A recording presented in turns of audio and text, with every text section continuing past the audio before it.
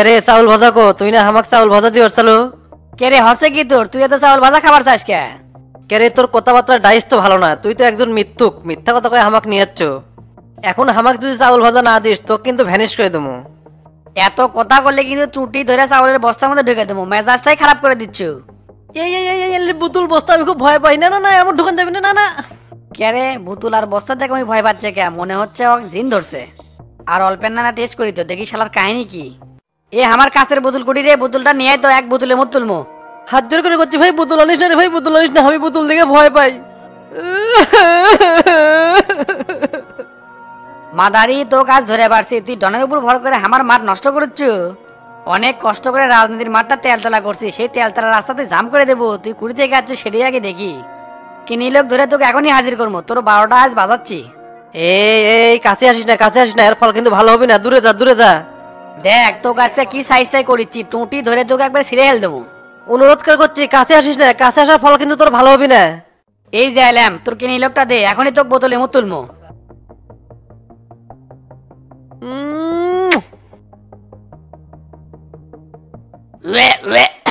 শালা কলোটা কিরে, তোর মুখ কেত কোন ধরে?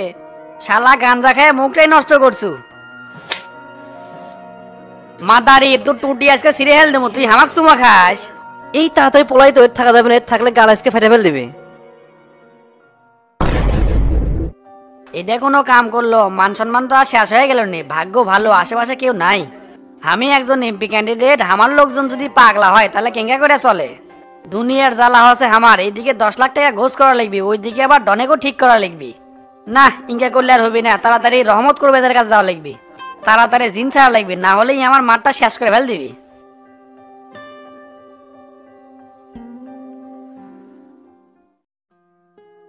গুরু আসসালামু আলাইকুম। ওয়ালাইকুম আসসালাম। কাল তো নির্বাচন অফিসে গেছিলাম, যাই তো ফোন দিলাম, ফোন তো রিসিভ করলো না। কাল অফিসে গুরুত্বপূর্ণ একটা মিটিং এ আসছিলাম তো এই জন্য ফোন কাছে আসছিল না, পরে আপনাকে ব্যাগ দিলাম, দেখে ফোন বন্ধ। গুরু ওস্তাদ হলে একলা মানুষ, এত কিছু টেগেল দেয় কঠিন হয়ে গেছে। কে কঠিন হবে কেশক? তুই আর টেরা কি জন্য আসু? অফিস তো আমি হ্যান্ডেল করি, কিন্তু বড় বড় কামে ওস্তাদেরও উপস্থিত থাকা লাগে। দীর্ঘদিন দেশের বাইরে থেকে অফিসের সিস্টেমগুলো সব উল্টে পাল্টে গেছিল, সেটা ঠিকঠাক করতে অনেক সময় লাগলো। এত বড় কোম্পানি নিজের লোক হ্যান্ডেল না করলে উল্টে যাবে, এটাই স্বাভাবিক। এখন থেকে অফিসের যাবতীয় কাম তুই করবো, শামসুক এত চাপ দেওয়া যাবে না, ওই মাঝে মাঝে আসে খালি চেক দিবি। গুরু কালা সব কাজ নিজের দায়িত্ব মনে করেই করে, এরা থাকে আমার খুব উপকার হচ্ছে।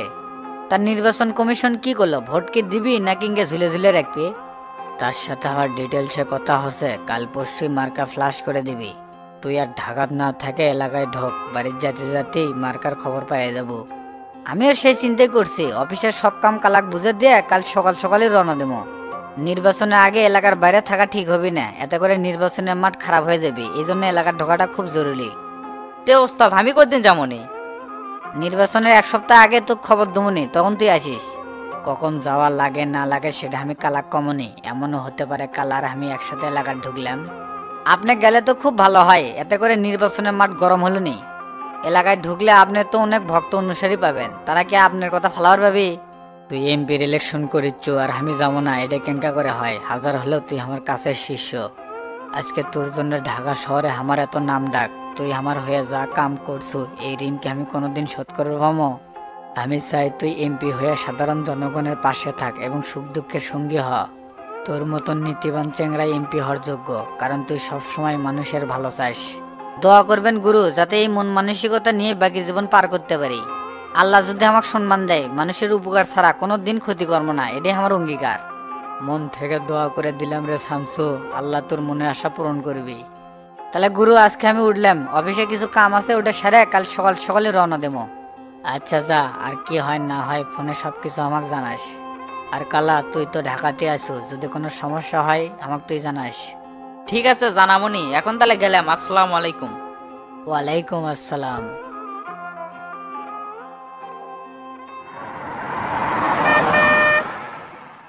কাল থেকে ফোন দিচ্ছি, রিসিভ করার সময় হচ্ছে না তোমার, কি করিচ্ছ কও তো? আর বলো না, কাল থেকে খালি দৌড়ে উপর আসছিলাম, কাল সারাদিন অফিসে মিটিং করছি। অফিসে না থাকলে কেউ ঠিকঠাক মতো কাজ করে না, সবাই হলো ফাঁকিবাজ। মানিকে সব বুঝে দিলেই তো এত চাপ হয় না। একটা খুশির খবর আছে। কি খবর, ডাক্তার কিছু বলছে নাকি? হ্যাঁ বলছে তো, আমাকে রে মেয়ে সন্তান হচ্ছে। আলহামদুলিল্লাহ, মেয়ে সন্তান হলো আল্লাহর দেওয়ার সবচেয়ে বড় নিয়ামত। শোনো রূপা, এই সময় কিন্তু বেশি লড়াচড়া করা যাবে না, আর তোমার দেখে শুনে থাকা লাগবে, আর নিজের প্রতি নিজের খেয়াল লাগা লাগবে। তে শাশুড়ি আম্মা খুশি হচ্ছে? হ, সেই খুশি হচ্ছে, সারাদিন আমার পাশেই থাকে। তা তুমি আসিচ্ছ কবে? কাল সকালে রওনা দেবো, এখন রাখলাম তাহলে। আচ্ছা ঠিক আছে, রাখো।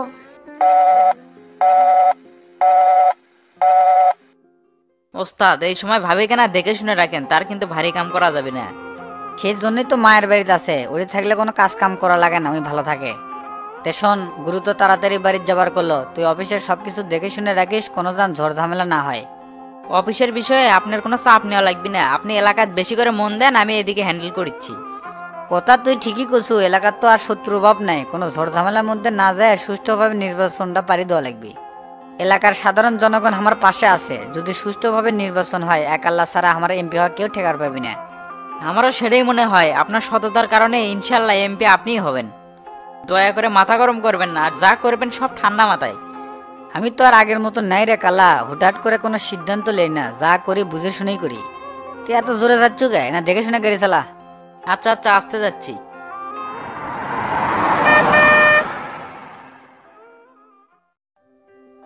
ক্যারে ফটিক, একদিন পর কোথায় বাড়ালো রে? হুটহাট করে নানি বাড়ি যাস, যার সময় কোশো না, আবার গেলে আসার নাম নাই, কাহিনী কি? কি আর করবো বন্ধু, ডিসেম্বর মাস, কলেজ বন্ধ, এজন্য নানি বাড়ি গেছিলাম। গেল ঠিক আছে, কিন্তু এতদিন থাকলো কারণ কি কত? তোর কি আবার কোনো মামাতো বোন আছে নাকি? এ বন্ধু, যদি থাকে তোর মামাতো বোনের সাথে একটু দেখা করে দিস তো, মাঝে মাঝে একটু ফোন দিয়ে লক্ষ্য চক্কর করবো। দেখবে মামি ওর সাথে আমার বিয়ে ঠিক করছে, তুই লক্ষ্য ঝকর করে যাচ্ছ, তোর তো দেখি শরমই নাই। তে বন্ধু, যে কারণে তোর কাছে এলাম, রাস্তার মধ্যে তো ডনের সাথে দেখা হচ্ছিল, ওই চুদির বেড়া আমাকে ধরে মারছে। কোষ কি রে, ওই তোকে ধরে মারছে? ওই সুদি বেটা তো আমার বাড়ির মধ্যে ঢুকে জিনিসপাতি সব ভেঙ্গেলে দিছে রে। খালি অক জিন ভর করছে দেখে কিছু কইনি, একবার ভালো হোক, শোলদুকরি গ্রামে রাস্তা রাস্তা তোর রক্ত পরে থাকবি। কি কোষ, তোর বাড়ি ঘর ভাঙলো আর তুই কিছু কোষনি, এটা তো জাতি মাইনে লিবি না। আমি কি আর দেখতে পারছি রে? আমি গেছিলাম চাউল ভেজবার, আর কিছুক্ষণ পরে এসে দেখি আমার বাড়ি ঘরে সব জিনিসপত্র ভাঙচুর করছে। সকালে ফেসবুকে দেখলাম আজকে তোর জন্মদিন, তুই কি আমার চুপচাপ আছো? খিলেনের ভয় নাকি? না বন্ধু, আমার কাছে যে টাকা ছিল ওই টাকা দিয়ে তো কেক অ্যারেঞ্জ করছে, আমার কাছে তো আর টাকা নাই। এবে টেনশন করিস কে, আমি গোল্লা থাকতে কোনোদিন টাকার টেনশন করবো না। আজকে তোর জন্মদিন, আজকে ভরপুর চিল হবি। তাহলে বন্ধু চ, আগে কেক কাটি, তারপর প্ল্যান করবো নি। আচ্ছা চলেক।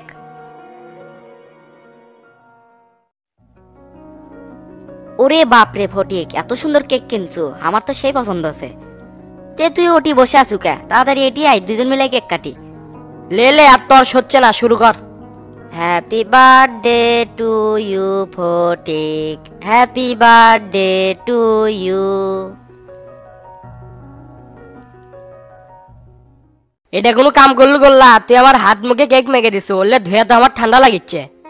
ঠান্ডা ধরিচ্ছে? তাহলে চ আজকে মাল মূল খেয়ে গাও গরম করে আসি, আজকে খালি প্যাকের পর প্যাক চলবি।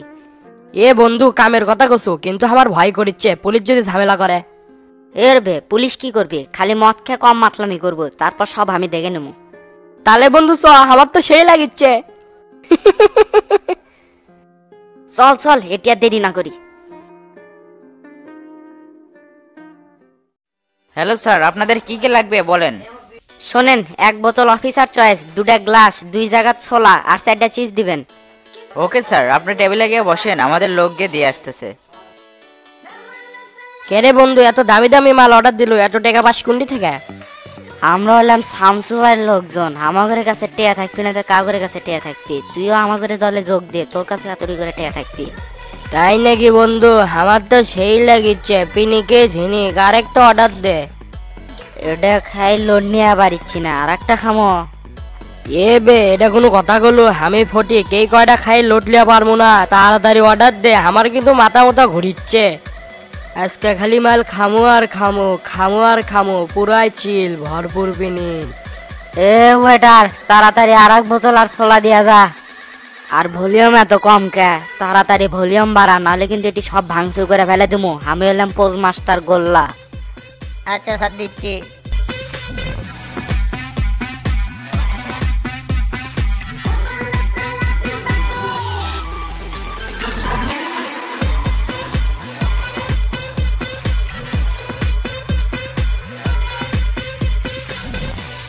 এ বন্ধু চলে কার হচ্ছে না, খুবই টায়ার্ড লাগিচ্ছে। আচ্ছা চলে কার থাকা যাবে না এটি।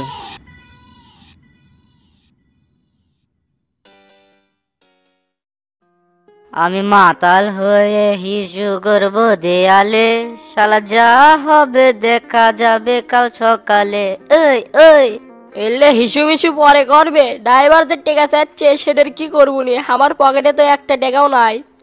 তাড়াতাড়ি কি করব কর, আমার তো কিছুই ভাল লাগিচ্ছে না, মনে হচ্ছে এটাই শুয়ে পড়ি। বন্ধু আরেকটা কথা, ডলাডলি আছে নাকি?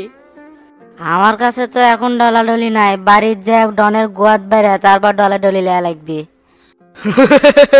তাড়াতাড়ি কি করব কর, আমি কিন্তু চাঁদের দেশে আছি, ওর থেকে নামের মন চাচ্ছে না। এ তুই থাম, দেখ আমি এটি কি করি। এ সেরা এ, আমার কিন্তু ক্যারা উঠিচ্ছে, কি করব কর। এ ভাই, ভাড়া এসে কতক্ষণ হলো বসে আছি, টেকা দেওয়ার নাম নাই, ভাড়া দেন তো, ভাড়া হচ্ছে 500। এই কি করলো তুই? বললে মাতলামি আমাকে সাথে করে লাভ নাই, কেয়ার কেরা করে টাকা 500 গুনে দেন তো, আমার আর একখান্তি ভাড়া মারবে দেওয়া লাগবে। সুধীর বেটা, ভাড়া হলো এর থেকে এটি 200 টাকা, মদ খাসি দিয়ে তুই 500 টাকা চাবো? এ ভাই, এটা কি মানুষের কাম হলো, ভাড়া চাষি আর ধরে মারলেন। এই এই তুই কি করলু, তোকে আজকে আমি রেল দিব, 500 টাকা কেমনে ভালো হয় রে। অন্যায় ভাবে দুজন ধরে মারলেন, এটা কিন্তু আমি মেনে নেবো না কোনোভাবেই। আমার কিন্তু ভালো লাগিচ্ছে না, আমার কিন্তু ক্যারা উঠিচ্ছে, এক কিন্তু এখনই ছুটি দিবে, রেল দিব। ক্যারে এত রাইতে এরা মারামারি করছে, এরা কারা? নিশ্চয়ই ওটি কোনো ভেজাল আছে, দেখি তো যাই ওটি, এমনি পকেটে মাল্লু নাই, ওটি গেলে মাল্লুর ব্যবস্থা হবে। আমার নাম সিএম পাটোয়ারি, বাড়ি আমার রংপুর, এটি কোনো সুধীর বেড়ায় ছাড় পাবি না।